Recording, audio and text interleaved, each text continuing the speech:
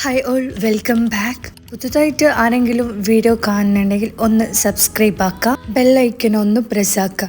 അങ്ങനെ ഉണ്ടല്ലോ, വളരെ പെട്ടെന്ന് തയ്യാറാക്കാൻ പറ്റുന്ന ഒരു എഗ് ബുർജിൻ്റെ റെസിപ്പി ആയിട്ട് വന്നിട്ട് ഇത് നമുക്ക് തയ്യാറാക്കിയെടുക്കാം.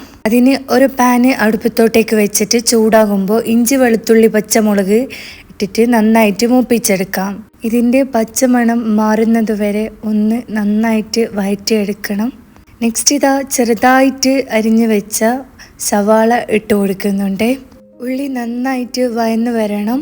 ഒരു മൂടി ഉപയോഗിച്ച് മൂടി വെച്ചിട്ട് വഴറ്റിയെടുക്കുന്നതായിരിക്കും നല്ലത്. അങ്ങനെ ഇതാ സവാളയെല്ലാം നന്നായിട്ട് വഴന്ന് വന്നിട്ടുണ്ട്. ഇനി ഒന്ന് നന്നായിട്ട് മിക്സ് ചെയ്ത് കൊടുത്തതിന് ശേഷം ചെറുതായിട്ട് അരിഞ്ഞു വെച്ച തക്കാളി ഇട്ട് കൊടുത്തിട്ട് നന്നായിട്ട് വഴറ്റിയെടുക്കാം.